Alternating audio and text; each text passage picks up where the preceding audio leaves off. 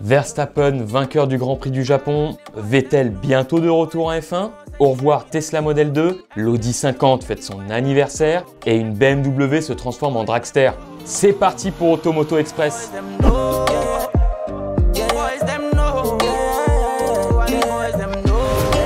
Ce week-end, c'était le Grand Prix de Suzuka au Japon. Après son abandon il y a 2 semaines en Australie, Max Verstappen signe en toute tranquillité une nouvelle victoire. Il est suivi de Sergio Pérez, normal j'ai envie de dire. Du côté de chez Ferrari, Carlos Sainz devance son coéquipier Charles Leclerc et termine 3e et 4e. C'est la 3e fois depuis le début de la saison que le pilote espagnol devance son coéquipier monégasque. De quoi remettre en cause son statut de pilote numéro 1. Pas de quoi inquiéter le patron de l'écurie, Frédéric Vasseur en tout cas, qui aurait toute confiance en lui. Chez Alpine, ce n'était pas vraiment la joie, avec une 15e et une 16e place. La saison va être longue pour nos Français.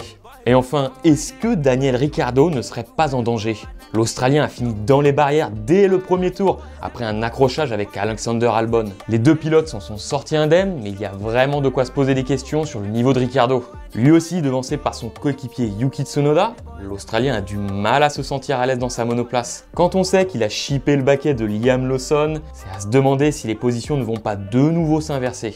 La suite au Grand Prix de Chine la semaine prochaine.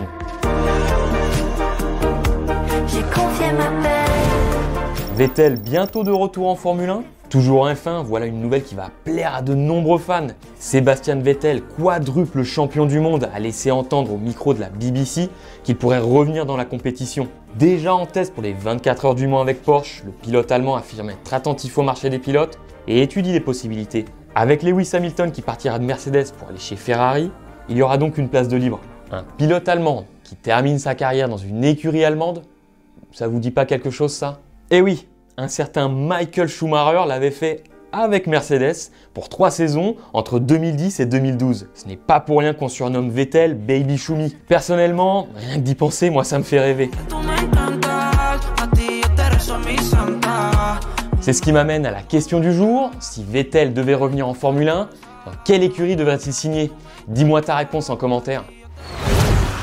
La Tesla Model 2 annulée? Selon plusieurs sources proches du dossier rapportées par l'agence Reuters, Elon Musk aurait annulé la Tesla entrée de gamme qui est aussi appelée Model 2. Le constructeur américain préférerait développer des robotaxis à conduite autonome basés sur la même plateforme que la Tesla Model 2. Ça va donc à l'encontre de ce que souhaitait l'entrepreneur, c'est-à-dire construire d'abord des véhicules haut de gamme électriques pour ensuite pouvoir fabriquer des véhicules plus accessibles. Mais le patron de la marque a réagi sur le réseau social qu'il possède, X, anciennement Twitter, comme il sait si bien le faire, en répondant « Reuters ment, encore ». La Tesla abordable devrait donc bien voir le jour malgré tout. Ce Baby Model Y, prévu aux alentours de 25 000 €, doit être produit en Allemagne. C'est ce qu'Elon Musk avait annoncé lors de sa dernière visite en mars. En France, elle devrait avoir droit au bonus écologique et donc faire baisser encore plus son prix.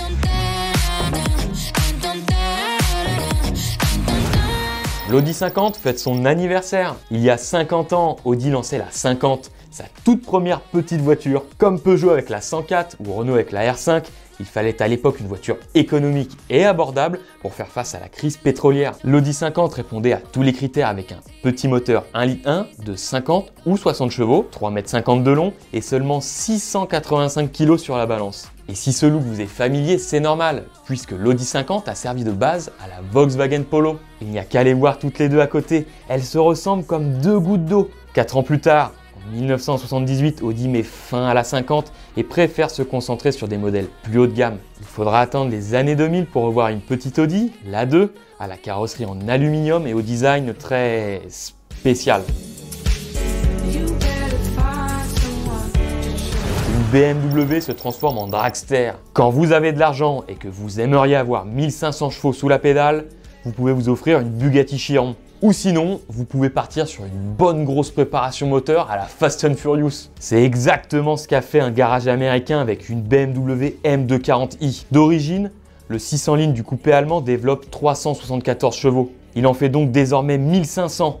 De quoi exploser le 400 mètres départ arrêté en 7,9 secondes. C'est plus rapide que des Bugatti Chiron Super Sport, Dodge Challenger SRT Demon 170 ou l'hypercar électrique Rimac Nevera. De l'extérieur, On ne croirait pas qu'il y ait un tel monstre sous le capot. Mais quand on regarde les 4 gros pneus façon dragster, on commence à se douter de quelque chose.